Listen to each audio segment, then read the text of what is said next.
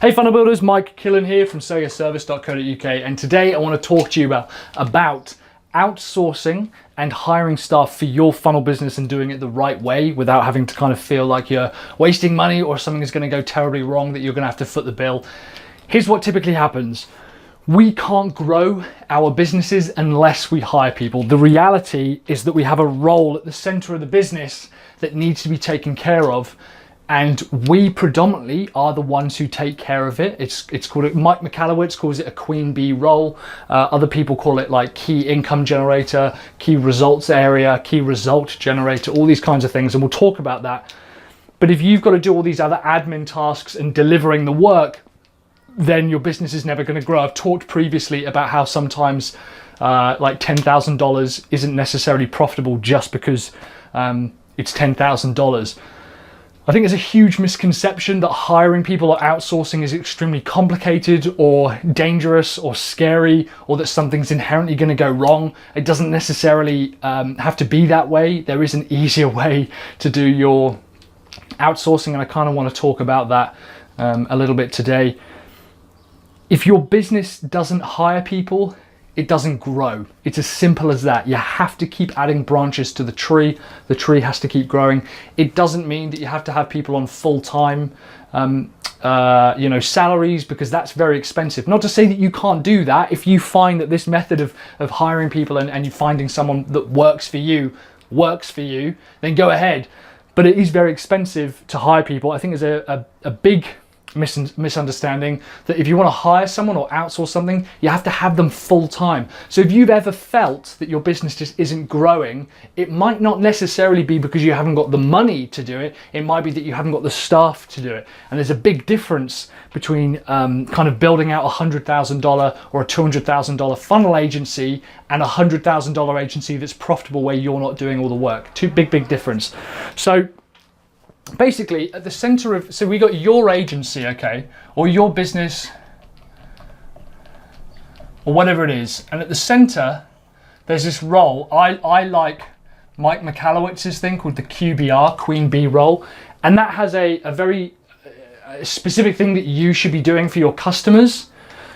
If you're a funnel agency, it's something along the lines of generating revenue for your customers, okay, or finding new leads. Here's the way that Mike kind of explains it: is a queen bee's job is to just lay eggs. She doesn't go out looking for honey. She doesn't build the comb or anything like that. She just lays eggs. So what is the golden egg if you're a goose instead, if you find bees too gross? What's the golden egg job that someone has to do in your business in order to be able to free up your time? And for a lot of people, it's actually generating revenue for customers, educating customers. It's essentially funnel building or whatever that might be. Whatever that queen bee role is, you've got loads of other different tasks within that business. But that queen bee role has to be protected. And it might be for you that those golden eggs are finding customers. So going out and actually finding customers, finding work. If you don't find customers, there's no way that you can do the work, okay? Because obviously you can't commit on projects that don't have customers. So maybe your role, or the queen bee role of the business to keep the business alive, is to find customers. Mike Michalowicz, go back and check out the podcast. I'll link it below, where I interview Mike about this process. Mike Michalowicz from Profit First. He talks about the queen bee role. He's much more eloquent at explaining it than I am. What happens is, as one person, as one business, we tend to do everything from the admin. We tend to do the deliverables, so actually delivery of the projects. We tend to do obviously sales. We do marketing. We also do things like the high level strategy, and we do the management. Now within these tasks here, there are a series of individual roles. This here for delivery, for example, is actually building the pages, design, consulting, all that kind of stuff. Sales, you have your qualification, you have your proposals, anything that basically is leading towards a sale. You have, for your marketing, it might be your blog content or networking, whatever it is that actually helps people find you and like you and trust you. For your strategy, There's often a Y at the end of strategy, Mike. That might be things like your vision, your mission. Management is basically the processes, so how you run the business, and tasks that are repeated. And admin is things like booking times, meetings, anything that essentially can be taken care of on the phone or during a meeting is typically an admin task. The first part is understanding if you're one person, you're doing all of this, okay? All of this. Here's what I want to challenge you to though. If one of these disappeared from the business, would you still be able to operate? And chances are, sales is probably the area where you wouldn't be able to operate. Now, obviously sell your service. It's a bit of a giveaway as to what my favorite part of the process is, or maybe even, dare I say, what I think the most important part of the process is. But actually, strategy, so vision, mission, that there is what you should be protecting. Your high-level strategy. Even if you consider yourself a freelancer, which I would implore you to start thinking outside of, that goal there of strategy is what you should be thinking to protect. This is about taking time away, educating yourself, reading over the numbers, the data, talking to your customers, thinking about the longer term strategy, the longer term vision, the longer term mission. The ethereal stuff that we think is a bit wishy-washy is in fact some of the most important stuff that you can do within your funnel business. Yes, sales is extremely important, but if you had infinite resources and infinite money, could you hire somebody else to take care of sales? Yes. If you had infinite money and infinite resources, could you hire someone else to take care of delivery? Yes. Could you hire someone else to take care of admin, management, marketing? Absolutely. But the strategy, the vision for your business and where you want to take your customers, that is entirely down to you. And it's entirely down to your role. Michael Gerber has a good way of putting this out. He says there's entrepreneurs, managers, and technicians, okay? So we have entrepreneurs, we have managers, MNG, and we have technicians. Entrepreneurs are the visionaries, they are the thinkers, they are the people who are extremely good at leveraging the skill sets of other people. I guarantee you that Walt Disney was not a brilliant animator. He was an entrepreneur because he understood that he got managers to run the operations of the business and he got technicians to run the actual drawing side. They had to teach him how to draw, and even then they were like, Walt, it's probably not your forte, mate. I think you should go off and build another theme park. Another good example is Elon Musk. Elon Musk is an outstanding entrepreneur because what he does is he leverages managers and technicians to bring his visions to life. Yeah, he might have had some programming background. He might have had some background to do with, financial transactions. A lot of people don't know that he didn't found Tesla. Look that up. Two other guys founded Tesla. He was brought on board. He was an early backer with some of the money that he made from PayPal, but he didn't found Tesla. But he is making managers and technicians do their job extremely well. Kind of the final, Microsoft, he's a really good example. Bill Gates, although was a very bright person, was a very, very talented programmer. He didn't even create the first version of MS-DOS. He actually bought it from somebody else, leveraged a technician's skill set in building it, and then leveraged a manager's skill set, one of the guys that he partnered with, to start putting it out on a lot of different operating systems and computers. He remained as the entrepreneur. Now, all three of these are highly important to a business. I'm not saying they're not important to a business, but some of these will fall under management, some of them will fall under technician, and some of them will fall under entrepreneur. The problem is that as an agency owner or a CEO or a single person or freelancer, whatever you want to call yourself, you'll try and do all of that, and you will naturally kind of, with these roles here of entrepreneur, manager, and technician, you will fight between them because the entrepreneur wants to think big, be creative, learn things, go out and have conversations and come up with these wild ideas. The manager wants to sit down, create these processes and go, right, what do we have to do every single day? And the technician just wants to sit down and craft these amazing things. As a rule, technician roles typically fall under sales, delivery, and a little bit of marketing. So these are technicians. Okay, management falls under admin,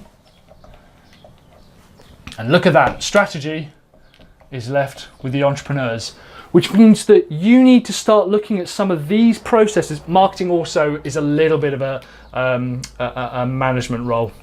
But there's enough of a bleed over there. The reason that sales isn't necessarily within management is because sales is about working out whether it makes sense for two businesses to work together or two people to work together. There are absolutely managers within sales. At some point you might have a sales manager, but your management team will be talking across each other. Management sits more under marketing because frankly, marketing encompasses a lot more of the process than just sales does. Sales does an extremely important part of the process, but it doesn't really bleed into other areas we've found. So as an entrepreneur, your job is to start looking at some of these other areas. And the big reason that people kind of, frankly, have a big problem when they hire people is they don't understand that they need to be hiring for either the technician role or the management's roles. Now, you can have a part-time PA or VA, go to somewhere like brickwork.com, that's where we get ours, and you could look at some of your admin tasks, for example, and things like flights, tickets, creating events, uploading. So like, you know, all the content that marketing creates, when it's done, when it's gone through that process, that's sent over to admin. If you're creating the marketing content and the blogs, you need to send that over and they will upload it and format it and spell check it and all this kind of stuff. Anything that slows you down is probably an admin task. So you could easily hire a VA to take care of that, and you could say, do you know what? I'm only going to spend $200 a month, okay, on hiring a VA. I know that's going to give me anywhere between 10 and 20 hours per month to take care of some of these admin levels, okay? So 200 bucks. I think we can probably afford $200 a month, okay? No big numbers. If you can't afford $200 a month, find someone who has $400 a month and sell them a $400 a month product and take the cut and put it into here. Cool. Where people go wrong is they go, cool, and you're now partly in management because you're in a management role, but you're also a technician because you can be physically doing it and just executing a process for me. Knock yourself out, go ahead and take a look. That's where things go wrong, because unless you have got a standardized set of processes for hiring and taking this off your plate, you will never see the benefit of it. Things like social media posting. We've got a social media poster who just works full-time. Anytime we have content, she will write up the tweets, the Facebook posts, the descriptions, all this kind of stuff, and she'll take care of that. That means that I don't have to do it. That frees up my time from the admin, allows me to focus more time on the strategy. Because then you can start looking at some other areas. Delivery, for example. You might think, what are the processes in here? Well, we've got content. So content, just content collection, okay? If you have a process and you know that these are the checkpoints in order to get content from someone, you could say to yourself per project, so it doesn't even have to be per month, you could say, well, I want to pay someone $200 per project to just collect the content from someone. It usually takes me 4 hours to collect content from someone. Get it all put into one place, get it all in Dropbox or OneDrive or Google Drive or whatever. Make sure it's itemized, make sure it's ordered, make sure it makes sense for the content for the website or for the funnel. I think that's going to take me about 4 hours. Therefore, per project, I want to pay someone $200 to get that done properly and execute it to my task. You don't even have to pay them now every single month. That's just per project. And if you've got an itemized process, I would suggest recording something via Loom and then having someone write that up. Again, passing that onto an admin task, getting someone to write up that process in Asana or Process Street. We use Quip, for example. That means that per project, you now have less time spent on delivery and you're able to start focusing on your strategy. I want to start going over this more. I think I've kind of already run over my little time limit that I allocated to this particular talk, but hopefully you can begin to see now where you should be protecting yourself. Hiring people is not about increasing bloat or spending money for the sake of it. It's about protecting this role as strategy within your business because it all filters down. The strategy informs the processes, it informs how you deliver, it informs your sales process, your marketing, your admin, all of that. So you should be protecting this role for yourself, okay, for yourself. I know the queen bee role is slightly different, that's within the business, but for yourself, you need to be protecting this if you want to be the entrepreneur. If you do want to stay in this area, let's say you've set up a business and you know, I just want to work on sales, okay? I just want to sell stuff. I've set up the business, but I just want to work on sales, which is fine because you have a thing called a CEO for hire. Now, they will take care of the strategy, they will take care of the vision, but of course you have then got to acquiesce to some of their requests and some of their visions. It happens. That's why Elon Musk is the CEO of Tesla, because they took him on in that role as the visionary and the entrepreneur for the business. It's why they hired Steve Jobs back into Apple when it turned out they didn't know what they were doing without a visionary leader and someone with absolutely insane ideas, and someone who went, that guy's a crazy fuck job. But he went, I am, but I'm actually now CEO of the most valuable company in the world, or one of the most. I don't know what it is at the time of producing. So you can absolutely insert yourself into these roles, but understand you still have to hire for this. As an entrepreneur, I would argue that management is the first thing you want to hire for, but I understand that you can take care of that. The areas that I think are easiest are admin and delivery. So taking care of hiring people within the admin and the delivery space. The sales process actually is pretty simple. I mean, you know, I present on it on YouTube every day, so it can't be that complicated. Marketing, again, you can pretty much outsource and hire that. We won't get onto that. But if you want to free your time up to think about the strategy and the vision, we've talked about this as well, like 10xing your business. What does a $500,000 business look like? And begin to allow yourself to move into that space. It's very, very different from saying, I want to focus on the admin and the delivery. Thanks very much, guys. What I'll probably do is put one of the videos up as I'm kind of recording this.